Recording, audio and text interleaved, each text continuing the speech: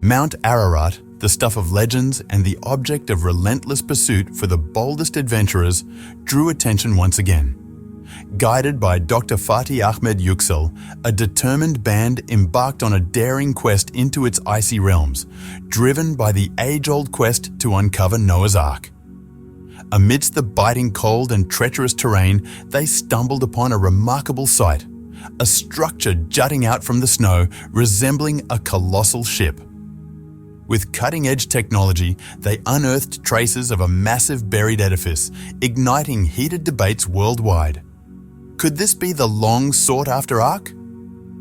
Let's peel back the layers and reveal the truth behind this burning question. Dr. Fatih Ahmed Yüksel, an archaeologist consumed by the quest for Noah's Ark, led a diverse team comprising enthusiastic students, seasoned climbers, and tech-savvy experts. Their journey took them through the rugged Turkish mountains, where they braved fierce winds, freezing temperatures, and the constant threat of avalanches. Their destination? The Durupanar site, nestled in the Tendirik Mountains, where local lore whispered of the Ark's resting place. During their expedition, Andrew Jones, an avid researcher, caught sight of an intriguing shape amidst the snow, an outline resembling that of a buried vessel. Acting swiftly, the team employed their cutting-edge gear to probe the area, revealing a substantial structure concealed beneath the icy blanket. This remarkable find sent ripples of excitement through the archaeological community. Was this the long-sought-after Noah's Ark? Some hailed it as validation of their beliefs, while others urged for further evidence.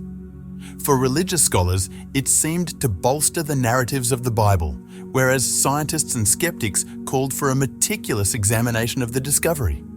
The revelation ignited fervent debates between proponents of faith and those inclined towards skepticism. Some argued for a harmonious coexistence of faith and science in the pursuit of truth.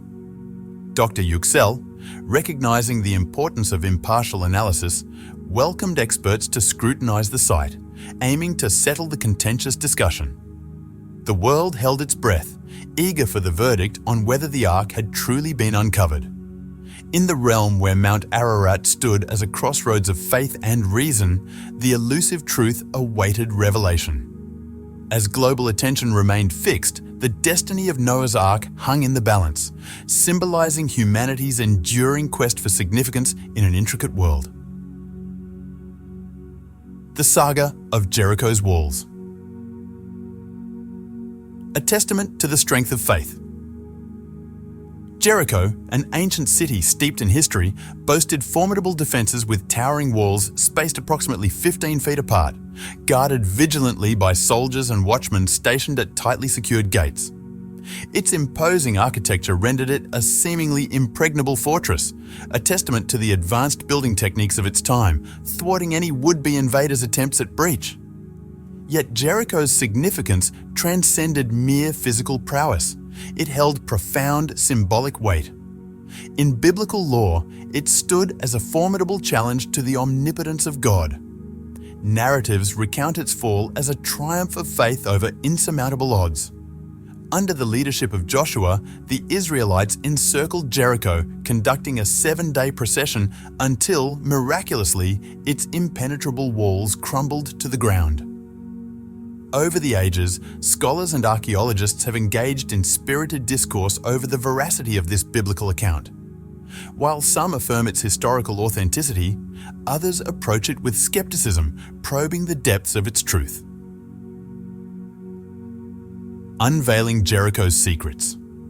Unraveling the mysteries of its ruins, excavations at Jericho have unearthed remnants of its famed stone and mud brick walls dating back to biblical times. While these discoveries offer insights into the city's past, they leave unanswered the enigma of Jericho's demise.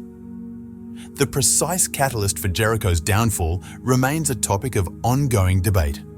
Various hypotheses posit external attacks or internal strife as potential causes. Regardless of the trigger, Jericho's destruction has evolved into a symbol of triumph over adversity, interpreted through myriad lenses across generations. today, the ruins of Jericho stand as poignant reminders of history's intricacies and humanity's enduring fascination with myth and legend. As scholars persist in their exploration of Jericho, the vestiges of its walls continue to captivate, serving as poignant reflections of humanity's perpetual quest for enlightenment. Renowned for its formidable defenses, Jericho boasted towering walls and fortified gates, strategically positioned to command its surroundings and repel invaders. Crafted with state-of-the-art techniques of the era, these walls were perceived as impregnable bastions of security. Diverging perspectives. Exploring the mythos of Jericho's fall. Nevertheless, the narratives recounted in the Bible present an alternative perspective, portraying Jericho's collapse as a miraculous occurrence orchestrated by divine intervention. According to the book of Joshua, the Israelites, propelled by unwavering faith, encircled Jericho for 7 days, culminating in the sudden crumbling of its walls. This compelling tale has sparked extensive discourse among scholars and archaeologists. While some accept it as a factual retelling, others approach it with skepticism, considering it perhaps more allegorical than literal. Archaeological excavations at the ancient site of Jericho have indeed unveiled remnants of its fortified walls, validating their existence in antiquity, yet failing to conclusively resolve debates surrounding its downfall. The enigma of Jericho's demise remains a subject of ongoing debate, with scholars positing various theories ranging from external military incursions to internal discord. Regardless of the precise causation, Jericho's fall endures as a potent symbol of resilience in adversity, evoking diverse interpretations and continuing to inspire across generations. Jericho's ancient remnants today stand as poignant reminders of history's intricate tapestry and the enduring allure of myth and legend. As scholars persist in their exploration of the site, the weathered walls of Jericho continue to evoke wonder and curiosity, offering a tantalizing glimpse into bygone epochs and humanity's unyielding quest for deeper comprehension. Now, let's turn our attention to the remarkable accounts of the pillar of cloud and the pillar of fire recounted in biblical lore, which are said to have guided the Israelites during their desert sojourn following their exodus from Egypt. The pillar of cloud by day and fire by night. In the ancient narratives of the Bible, we encounter captivating tales of the pillar of cloud and the pillar of fire, believed to have provided divine assistance to the Israelites as they traversed the desert post their departure from Egypt. These extraordinary occurrences were attributed with dual functions. By night, the pillar of fire illuminated the desolate nocturnal landscape, offering warmth and light amidst the cold darkness. Let's delve deeper into these narratives. Imagine yourself trekking across a desert expanse when suddenly a towering cloud appears overhead, offering welcome shade from the blazing sun. It's as if you've been granted a portable canopy by some higher force. And as night descends, instead of stumbling through pitch darkness, a radiant pillar illuminates the sky, guiding you like a beacon. Yet, skepticism may arise regarding the plausibility of these accounts. Clouds typically don't provide such specific shade, and a pillar of fire might seem more likely to ignite than to illuminate. It all sounds rather fantastical, doesn't it? Nevertheless, these stories hold significant cultural and religious importance. For the Israelites navigating the harsh desert terrain, these phenomena were interpreted as unmistakable signs of divine assistance and safeguarding. Consider also the deeper symbolism imbued within these events. Amidst the vast and featureless desert, the pillar of cloud and pillar of fire served not only as practical guides, but as symbols of guidance and purpose, leading the Israelites towards their promised land. In spite of the advancements of modern science and the prevalence of skepticism, the tales of the pillar of cloud and the pillar of fire persist in our narratives, captivating the imaginations of many. They serve as poignant reminders of the enduring power of belief and the enigmatic nature of the divine. However, for those who adhere to these beliefs, these stories hold profound significance, depicting acts of divine intervention aimed at guiding and safeguarding the chosen people through their arduous journey. To them, the pillar of cloud and the pillar of fire represent tangible manifestations of divine care and solace, offering reassurance and strength amidst the rigors of desert life. Nevertheless, even among the faithful, questions may arise regarding the authenticity of these purported miracles. Some may speculate whether these phenomena were merely natural occurrences embellished into mythical tales over time. After all, clouds do cast shadows, and fire inherently provides warmth. Perhaps the Israelites perceived these commonplace occurrences through a lens of supernatural significance. Despite lingering uncertainties, the narratives of the pillar of cloud and the pillar of fire persist, interwoven into the tapestry of religious traditions and storytelling. Whether perceived as genuine miracles or allegorical tales, these stories continue to stir inspiration and prompt contemplation on the interplay between faith, myth, and human imagination. In ancient texts, references to the pillar of cloud by day and the pillar of fire by night recur frequently. They are depicted as celestial guides, akin to a divine GPS system leading the Israelites through the wilderness. By day, it is recounted that God directed the Israelites with a cloud that not only provided shade, but also served as a navigational marker. As night fell, this same cloud transformed into a blazing fire, illuminating and warming the desert expanse. The imagery is undeniably striking, isn't it? Yet, there's further depth to these accounts. According to Scripture, the cloud also served to maintain a separation between the Israelites and the Egyptians, shrouding them in darkness and light respectively, thus preventing their convergence. It functioned as a celestial barrier, ordained from above. Here's another intriguing aspect. Within this cloud and fire, it's said that an angel dispatched by God accompanied the Israelites, acting as a celestial guide. It's akin to having a GPS system with a divine touch. Relying on a cloud for navigation might seem improbable, doesn't it? Furthermore, it's recounted that God utilized this cloud as a means of communication, conveying instructions and messages like a celestial announcer. The notion of hearing the voice of God emanating from a cloud is both peculiar and captivating. Despite any skepticism, these narratives depict the cloud and fire as unwavering companions throughout the Israelites' journey. It's akin to having a personalized weather service that doesn't forecast rain, but signifies divine assistance. Quite convenient, wouldn't you say? It's akin to hosting a celestial guest who overstays their welcome, yet proves invaluable in signaling when it's time to move forward. Now, let's delve into the 10 plagues of Egypt. These calamitous events, chronicled in religious texts, unfolded as a series of devastating disasters in ancient Egypt. What instigated them remains a subject of inquiry. These plagues are depicted as manifestations of God's wrath, inflicted upon the Egyptians for their refusal to release the Israelites from bondage. Each plague wrought extensive devastation and upheaval upon Egypt and its inhabitants.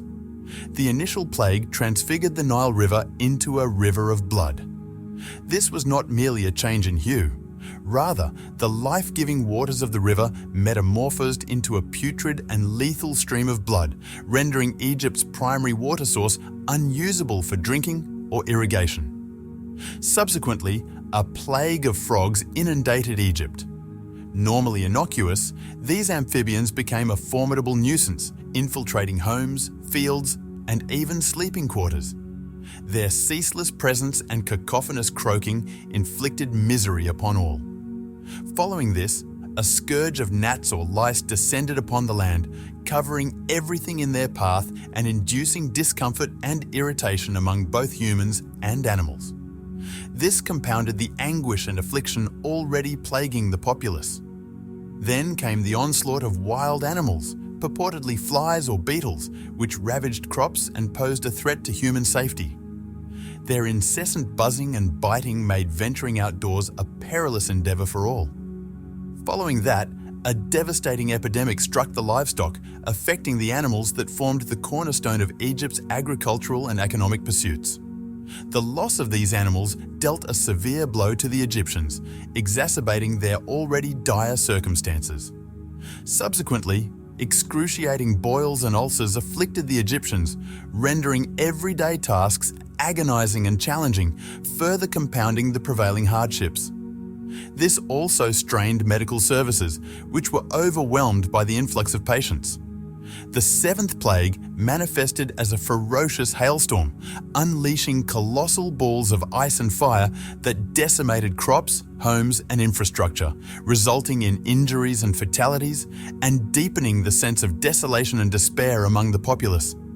A swarm of locusts followed, devouring any remaining vegetation spared by the hail, leaving the people with nothing to eat and pushing many to the brink of starvation. The ninth plague enveloped the land in dense darkness, shrouding daylight in obscurity. This halted all normal daily activities and instilled fear in the hearts of the Egyptians, who interpreted it as an ominous portent of further calamities. Each of these plagues transcended mere physical calamity. They were perceived as divine judgments that severely tested the resilience and fortitude of the Egyptian people. Each occurrence left an indelible mark, precipitating a profound state of crisis throughout Egypt. Ultimately, the 10th plague culminated in the tragic loss of Egypt's firstborn sons, delivering a devastating blow to the nation. This ultimate act of retribution struck at the core of Egyptian society, robbing countless families of their most cherished members. The wails of grief that ensued marked an unparalleled nadir in Egypt's annals, epitomizing the apex of divine retribution within the land. Visualize this. The majestic Nile River, a lifeline for Egypt, transformed into a crimson stream, a startling spectacle of blood coursing through once clear waters. It seemed as if the river itself was mounting a defense against those who had abused it, forewarning of imminent catastrophe. Then came the frogs, countless amphibians emerging from the depths, infiltrating every facet of Egyptian life. From opulent palaces to humble abodes, no corner was spared from the inundation of frogs. This calamity unfolded like a scene straight out of biblical lore. Dark clouds of locusts descended upon the land, devouring all verdant vegetation in their path. It resembled a grim saga, with these voracious insects leaving only desolation in their wake. And let's not overlook the darkness. A dense, pervasive darkness that blanketed the land, cloaking it in an eerie obscurity. It seemed as though the very essence of night had been weaponized, shrouding the once illuminated kingdom in profound gloom. Yet, the most chilling of all was the final plague, the death of the firstborn. From the opulent precincts of the pharaoh's palace to the humblest peasant's abode, no family was spared from this somber visitation. It served as a stark testament to the consequences of resistance, a grim culmination to a series of divine retributions. Amidst the tumult and devastation, some may ponder the fairness of such severe actions. Were these plagues truly manifestations of just retribution, or merely indications of divine wrath? This quandary lingers in the minds of skeptics and believers alike, veiled in uncertainty. Nevertheless, the tales of the 10 plagues endure, enshrined in biblical chronicles as cautionary reminders of divine authority and human fallibility. They serve as poignant illustrations of the consequences of disobedience and underscore the capricious nature of divine judgment. The legacy of the 10 plagues of Egypt extends far beyond mere tales of antiquity, provoking contemplation on the essence of faith, justice, and the myriad trials faced by humanity. They transcend the realm of folklore, persisting as potent symbols of the perpetual struggle between mortals and the divine. Many have found themselves captivated by the enigmatic stone tablets of the 10 Commandments. In our next discussion, we'll delve deeper into these tablets and unravel their significance. Exploring the 10 Commandments. tablets, for generations, the stone tablets of the Ten Commandments have fascinated people, serving as a cornerstone of Judeo-Christian beliefs. These ancient artifacts, depicted in religious art and narratives, are revered as sacred relics containing divine directives on morality. According to religious law, these tablets were bestowed upon Moses during his sojourn on Mount Sinai, a pivotal moment in biblical history. They are purportedly hewn from solid stone, with the rules etched onto them by the very finger of God. This notion has piqued the curiosity of believers and skeptics alike, sparking numerous discussions regarding their origin and significance. Scholars have engaged in extensive debates concerning the precise contents and arrangement of the commandments inscribed on these tablets. Various religious traditions and scriptures present slightly differing versions of the stone tablets of the Ten Commandments. However, irrespective of their nuances, these tablets continue to wield profound significance in religious rites and observances.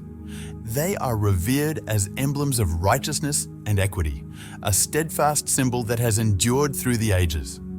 Despite the passage of time and the inevitable erosion of the tablets, they retain their spiritual importance in the eyes of believers. The narrative of Moses receiving the tablets atop Mount Sinai occupies a pivotal place in Jewish and Christian scriptures. It underscores the paramount importance of these commandments in shaping human behavior, serving as a tangible link between God and His adherents, as depicted in the Old Testament. Throughout history, artists have rendered depictions of the tablets in various forms, ranging from ancient carvings to imposing sculptures. Their significance transcends religious boundaries, influencing societal conceptions of justice and morality. Nevertheless, despite widespread reverence for the tablets, doubts persist regarding their origins. Some scholars posit that the narrative of Moses receiving them directly from God may be apocryphal, suggesting it could be a narrative device employed to amplify the authority of the commandments. There's considerable contention surrounding the precise content inscribed on the tablets.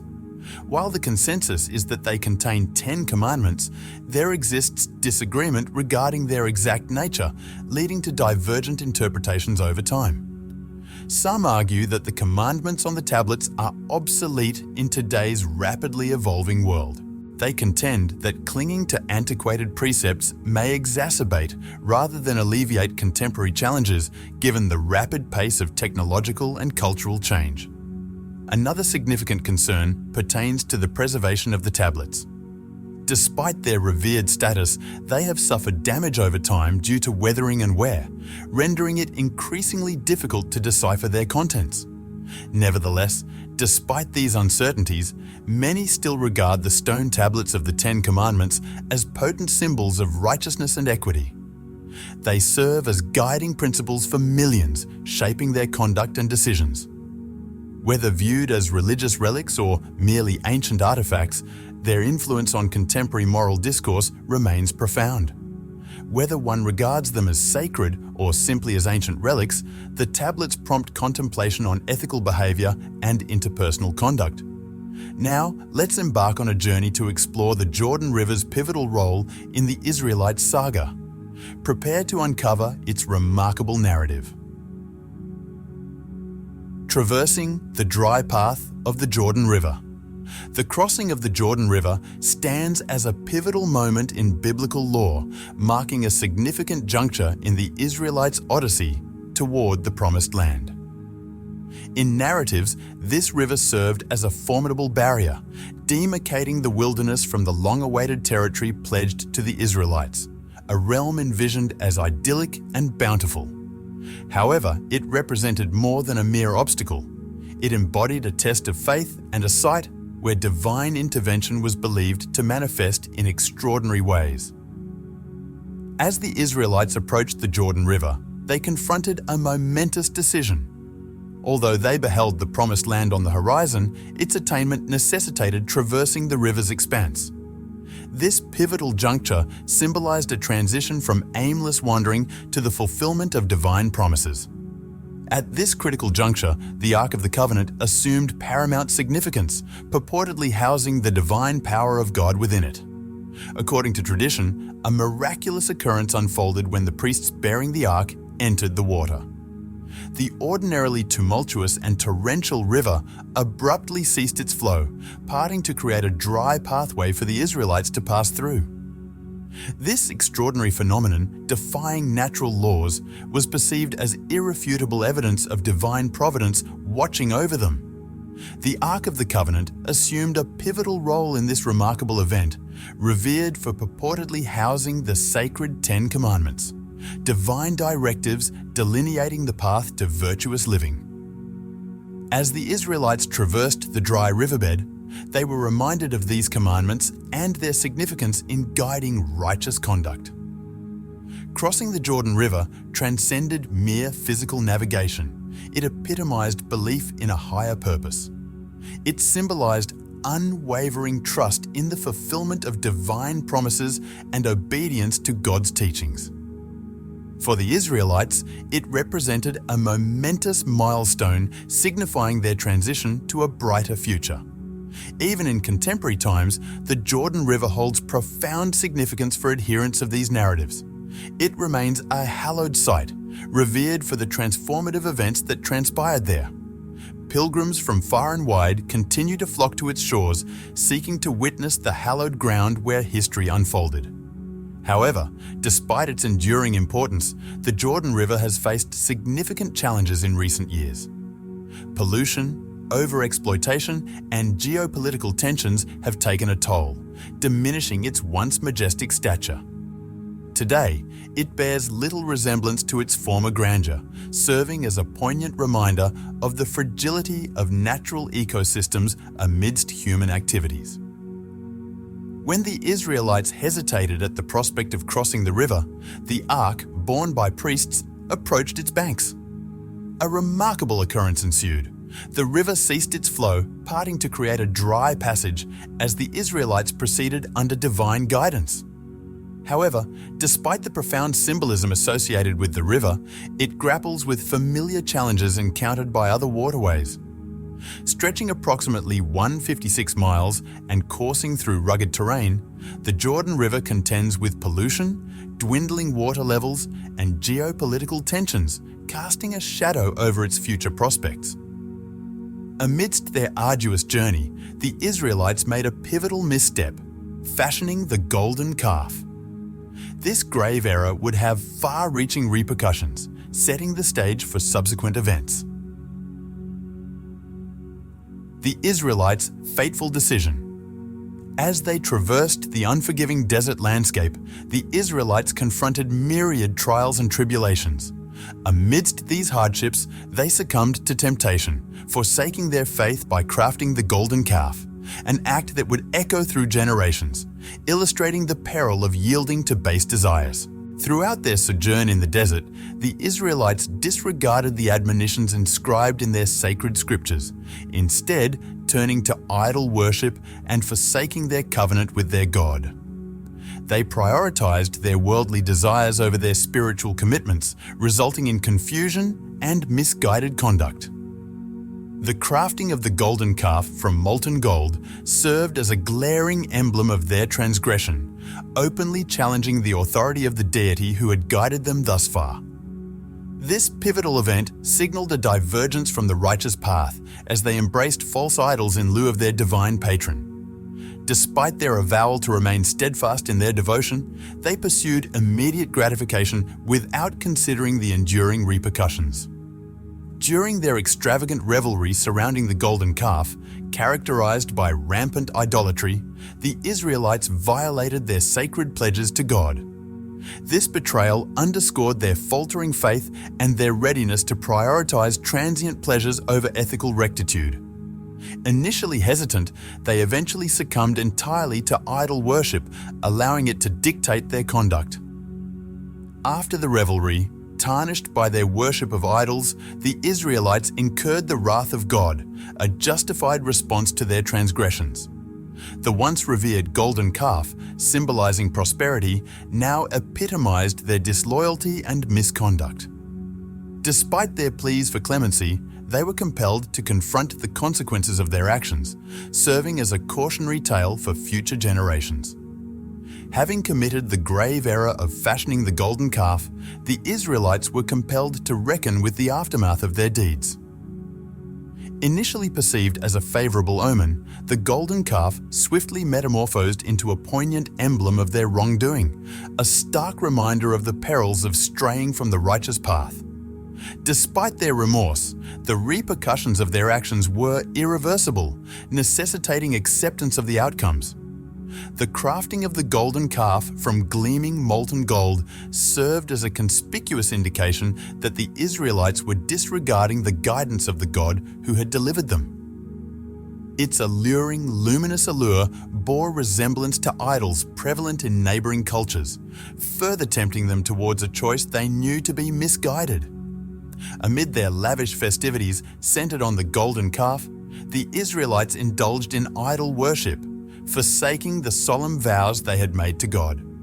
This lapse underscored the dangers of disregarding moral precepts and highlighted how easily they could be overlooked or dismissed. Despite God's unequivocal disapproval of their idolatry, the Israelites persisted in their worship, knowingly engaging in wrongdoing. Their faith waned as they grew enamored with the golden calf, even as apprehension of impending consequences loomed. Subsequent to the revelry, the Israelites faced the justified wrath of God. The golden calf, once seen as a harbinger of potential blessings, now served as a symbol of their treachery and divergence from the path ordained by God, a clear indication of their misguided trajectory. In the ancient annals of their sojourn through the Sinai wilderness, a pivotal moment unfolded when Moses ascended Mount Sinai to receive the Ten Commandments. During Moses' prolonged absence, the Israelites grew anxious, fearing his return might not occur. In their apprehension, they turned to Aaron, Moses' brother, imploring him to fashion a deity for them to follow. Despite the passage of many years, the narrative of the golden calf endures as a poignant lesson on the perils of succumbing to temptation and the imperative of upholding one's moral principles. This tale highlights the enduring ramifications of the Israelites' actions. Their choice to venerate the golden calf not only severed their connection with God in that moment, but also established a precedent that would shape their spiritual odyssey for years to come. It serves as a historical testament to how misguided decisions during moments of vulnerability can precipitate prolonged periods of adversity and divine disfavor. Therefore, the golden calf stands as a reminder of the importance of maintaining faith and exercising discernment, particularly in times of uncertainty and fear. What are your thoughts? Should the Israelites shoulder sole responsibility for the golden calf incident? Feel free to share your perspectives. Don't forget to like, comment, and subscribe for more thought-provoking discussions.